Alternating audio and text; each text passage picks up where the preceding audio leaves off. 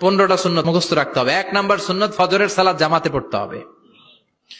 2 নামাজ মুনাফিকদের কাছে সবচেয়ে কঠিন, একটা হচ্ছে ফজরের নামাজ আর একটা এশার নামাজ। 2 নাম্বার সুন্নাহ হচ্ছে আসওয়াক, মেসওয়াক করা। মাতফারাতুন লিল ফাম মারদাতুন লির রাব, মেসওয়াক করলে দাঁত পরিষ্কার থাকে, আল্লাহ খুশি হয়ে যায়।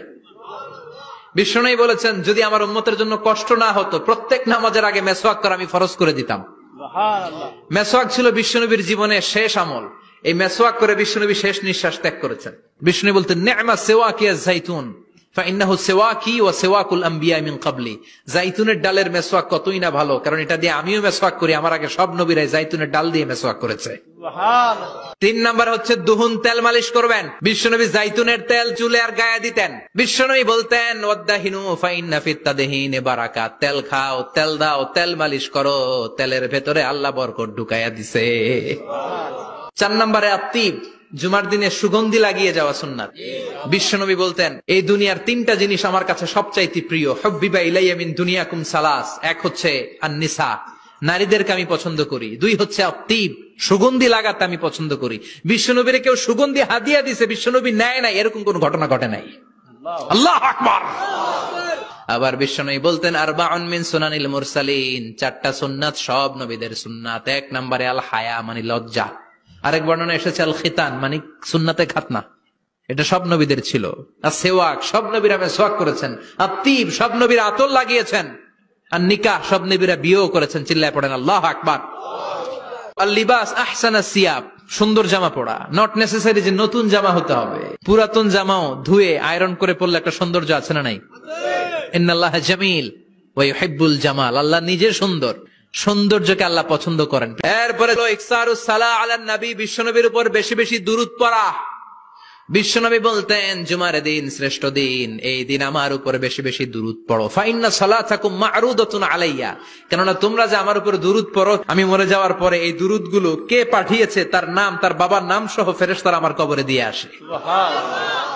সাহাবারা বললেন ইয়া রাসূলুল্লাহ কাইফা সালাতুনা মা'রুদাতুন আলাই, আপনি মরে যাওয়ার পরে আমাদের দুরূদ কেমন করে আপনি দেখবেন? ওয়াকাদ আরিমতা, আপনি তো পচে গলে মাটির সাথে মিশে যাবেন। বিশ্বনবী বলেন ইন্নাল্লাহা হাররামা আলাল আরদি আন তাকুলা আজসাদাল আম্বিয়া, নবীদের লাশকে খেয়ে ফেলা, নবীদের লাশকে পচিয়ে ফেলা জমিনের সব মাটির জন্য আল্লাহ হারাম করে দিয়েছে। এরপরে বিশ্বনবী বলতেন জুমার দিনে সূরাতুল কাহাফ পড়বা, কাহাফ পড়া সুন্নাহ। বিশ্বনবী বললেন সূরাতুল কাহাফ যে তেলাওয়াত করবে ইয়াকুনু লাহু নূর, এই সূরাতুল কাহাফ কিয়ামতের দিন তার সামনে বিশাল একটা আলো হয়ে আসবে। এই আলো দিয়ে পুলসিরাত পার হয়ে ওই বান্দা জান্নাতের ভেতরে ঢুকে যাবে। আবার বিশ্বনবী বলেন যারা সূরাতুল কাহাফের প্রথম 10 আয়াত তেলাওয়াত করবে জুমার দিন, শেষের 10 আয়াত যারা জুমার দিন তেলাওয়াত করবে, দাজ্জালের ফিতনা থেকে তাদেরকে মুক্ত রাখবে কে? এরপর তাবকির ইলাল মসজিদ, মসজিদে আগে আগে যাওয়া সুন্নত। আগে যিনি যাবে উনি কি পাবে? তারপরে গরু, তারপরে বকরি, তারপরে মুরগি, মুরগির পরে ডিম না আন্ডা? আন্ডা। আল মাশিউ আলাল ইকদাম, বিশ্বনবী বললেন হেঁটে হেঁটে জুমার নামাজে যাওয়া সুন্নাহ। প্রতি কদমে কদমে আমলনামায় সওয়াব দিয়ে দিবে কে? এরপরে বিশ্বনবী বললেন আদামু তাখাত্তি রিকাবান নাস, মানুষের ঘাড় ডিঙ্গিয়ে সামনে না যাওয়া সুন্নাহ। অনেকে জুমার দিন আসে সবার শেষে বসতে চায় সামনে, এরকম ডাকাইত আছে না নাই? বিশ্বনবী জুমার খুতবা দিচ্ছেন, হঠাৎ এক সাহাবী সব সাহাবীর ঘাড় ডিঙ্গিয়ে ডিঙ্গিয়ে সামনে আসতেছে বুলেটের মতো। বিশ্বনবী বললেন থামো, এজেলেস বসো মিয়া, ফাকাদ আযাইতা ওয়া আনাইতা, আসছো দেরি করে আবার মুসল্লিদেরকে কষ্ট দিচ্ছ।